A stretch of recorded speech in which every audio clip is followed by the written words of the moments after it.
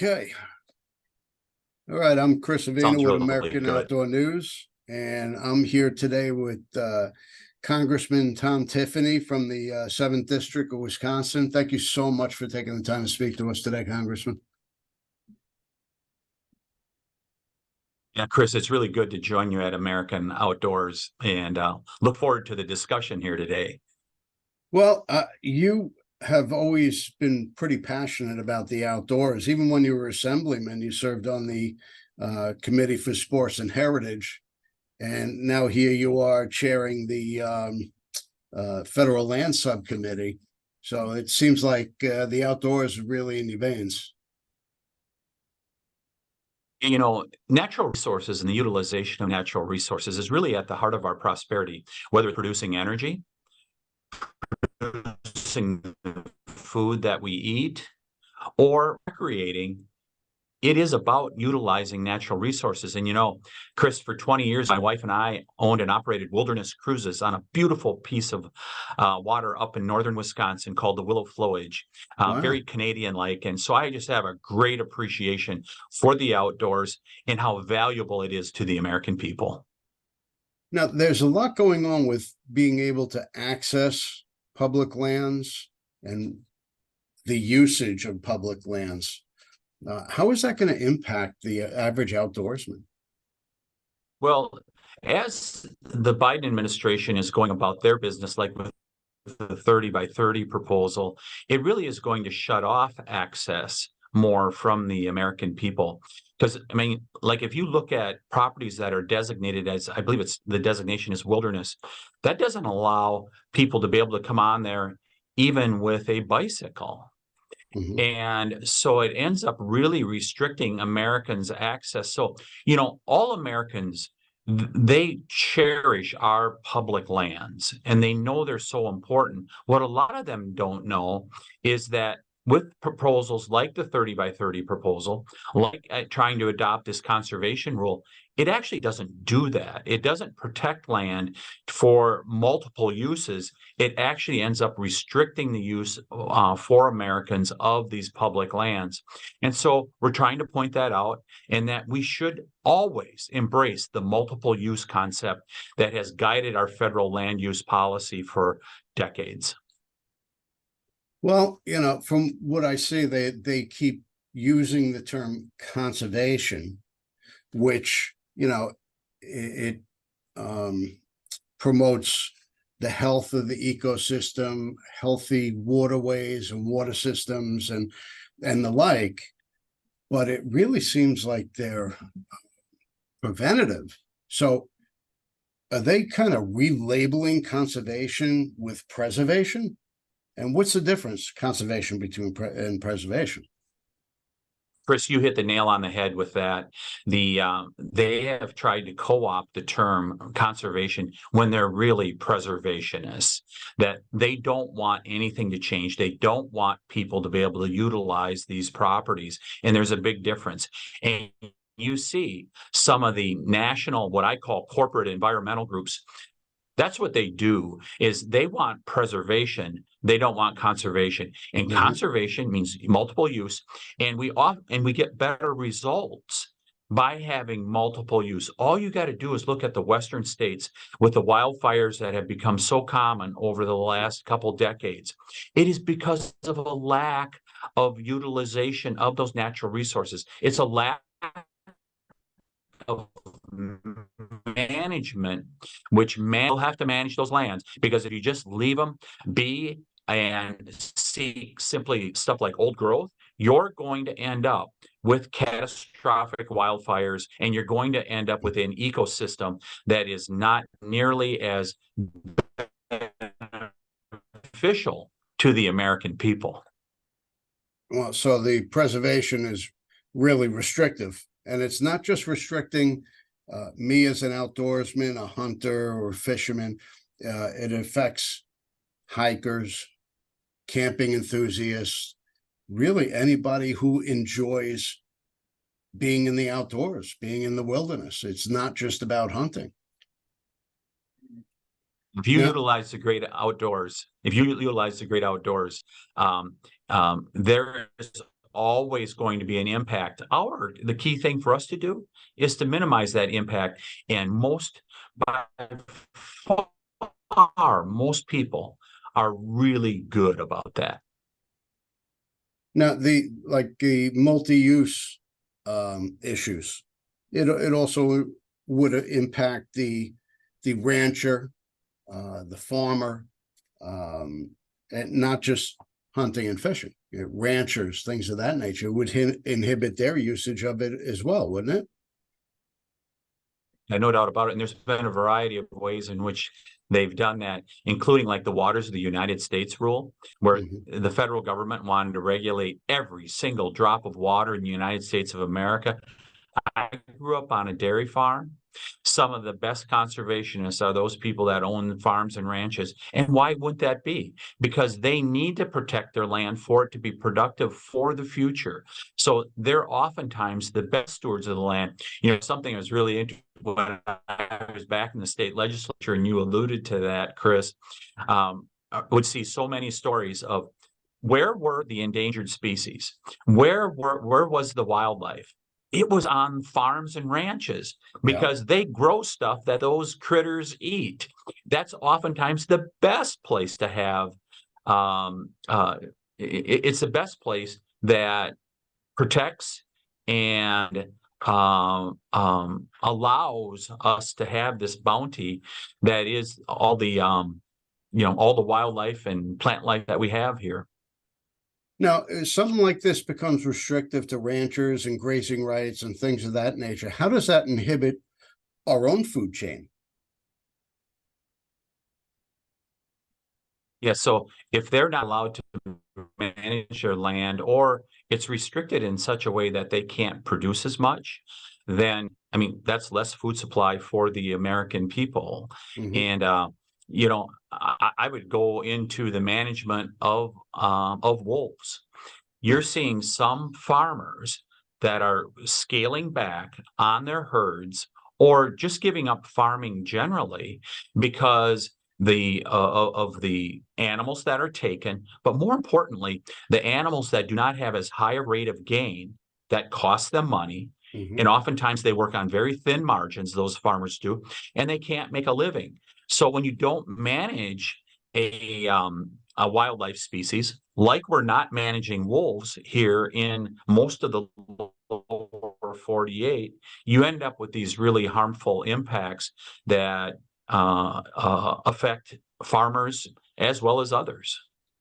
Well, I've actually spoken to some ranchers, cattle ranchers, out your way, and the wolves have a dramatic impact on their business. In fact, they're running 24-hour shifts, driving around their fields at night to make sure that their herd is safe, that nobody's attacking their herd. They lose thousands of dollars every time they lose a cow to the wolves. And Chris, once again, this is federal involvement. While it may be well-intended, it really has harmful impacts, because you've had judges twice in the last 2 decades that have, at least in our state of Wisconsin, once we had the wolf delisted, they went and almost immediately relisted the wolf. And there was no reason for that. Management should be done by the states. And that's all the proposal that I put forward the last couple sessions. That's all it does, is return management to the states where it belongs, just like Montana, Idaho, and parts of Oregon and Washington have. There's no reason the rest of the country shouldn't have the same ability to manage their wildlife species. A judge in California shouldn't be telling you that you can't manage the wolf herds in Montana or Wisconsin, because what does he know? He's not there. He's not dealing with the ranchers firsthand. He's not dealing with the people that utilize the forests there. So, yeah, I think he really needs to educate himself before he makes a decision like that. No doubt about it. And I suspect the decision was just simply ideological, and it's really unfortunate thing. And people oftentimes ask, why do these preservationist groups, why are they so all in on the wolf? And it's because they make a tremendous amount of money off from them. Many of the environmental groups, as I alluded to earlier, they're really corporate entities, and they're always out fundraising, and this is their species that they're able to raise the most money off from. We see it in our office whenever there's a proposal in regards to wolves. People are just hair on fire, and that's because the preservationist groups have sent out their latest letter, and it's oftentimes a fundraising letter, and they just raise enormous amounts of money on saying, we're going to save the wolf. No, we're going to save the wolf by making sure we manage its species properly. Because I can tell you, the sportsmen that I live amongst in northern Wisconsin, they're like, yeah, the wolf should be on the landscape, but like every other species, it should be managed, and it's Yep. not now. Well, the wolf is the poster child for fundraising for the antis. But as far as the land usage, there's something in there about commercial usage, which would restrict or eliminate the usage for outfitters and things of that nature that would put a lot of people out of business. And what do we do about that? How do we change the wording in some of these laws? Yeah, so we're doing everything we can to protect them. And, one of the ways that people have been forced to take action is to go to the courts. And it's unfortunate, but they've had to go to the courts to protect their rights to be able to fish and hunt. In the state of Wisconsin, we have a constitutional amendment. You have the right to fish, hunt. And I don't know that every state has that, but we end up going to court in order to protect the ability to do that. Another thing that's going on, Chris, is they're trying to restrict the use of lead in ammunition. Yes. And that's really going to have a harmful impact, and it has downstream impacts. So if you don't allow that lead to be used, you're going to see fewer sportsmen.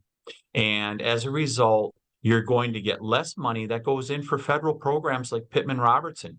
Pittman-Robertson has been one of the most important programs to be able to allow greater opportunities for sportsmen. So those people that claim to be for conservation, yet they call for these lead ammo bans, they're actually harming conservation in the long run. And it's important for people to know that.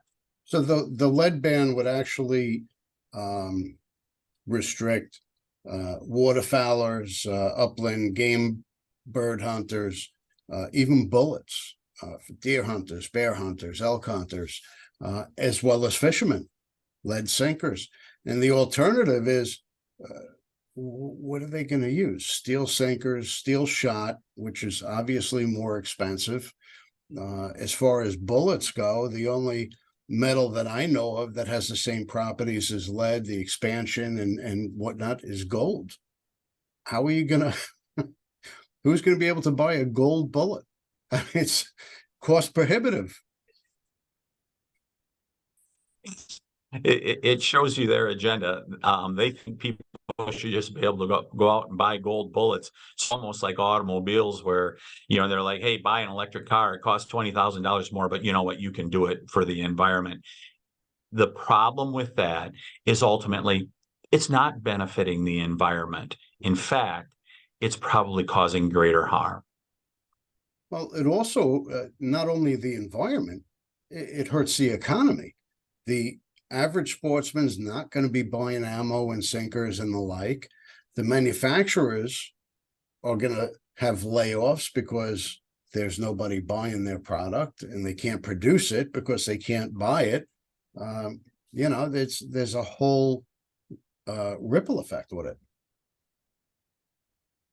Yeah, for sure. They're putting all these restrictions in place in so many different ways, and it really does not serve the interests of the American people. Going back to the 30 by 30 proposal,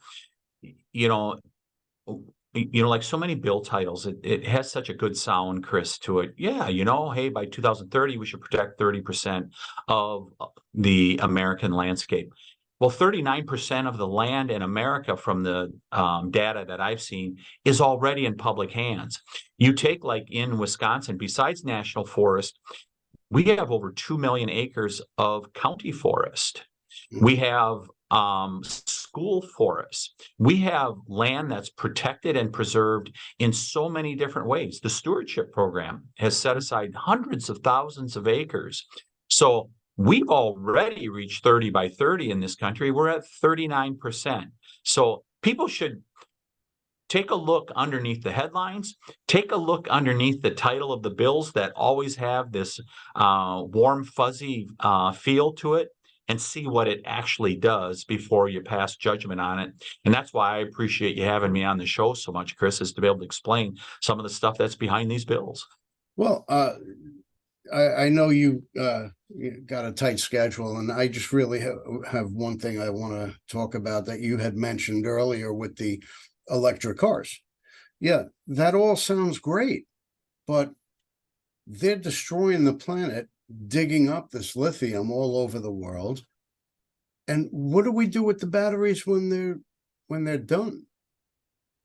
We can't bury them because that destroys the ecosystem.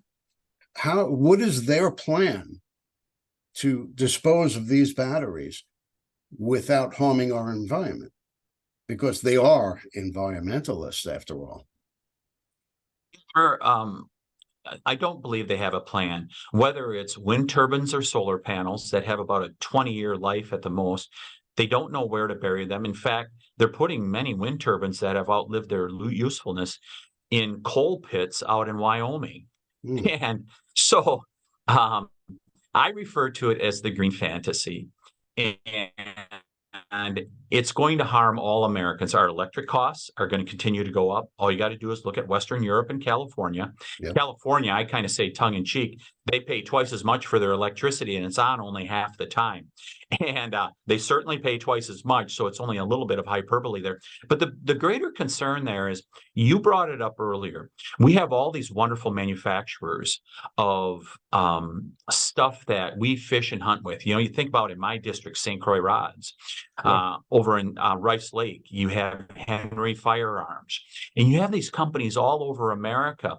If they can't afford or they can't compete in the global economy, guess what? We're going to lose them. And where do we lose them? To foreign countries. Yep. That's the worst thing that can possibly happen.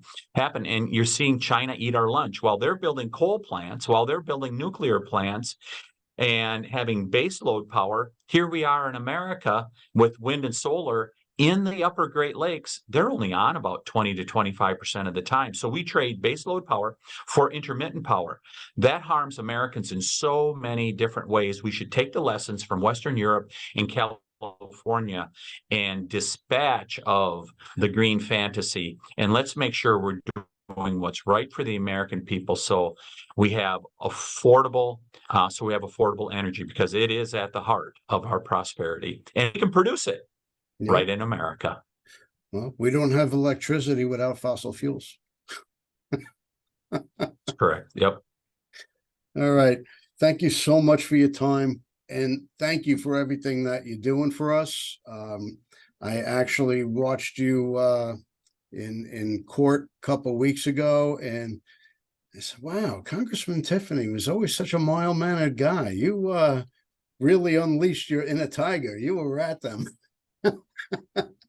Thank you so much for that. Yeah, no, hey, good to join you, Chris. And boy, you know, it's peak hunting season in northern Wisconsin. People just got done with the bear hunt. Mm-hmm. We're headed into, deer bow season is going on. We're going to have our gun deer hunt in November. It is a great time. Your grouse season's going on. So anybody out there that's watching, you want to come and have some of the best recreation for fishing and hunting, be sure to come to Wisconsin. And I'd highly recommend my district in northern Wisconsin, the 7th Congressional. I appreciate it, Tom. Thank you again so much. Join you, Chris. Okay.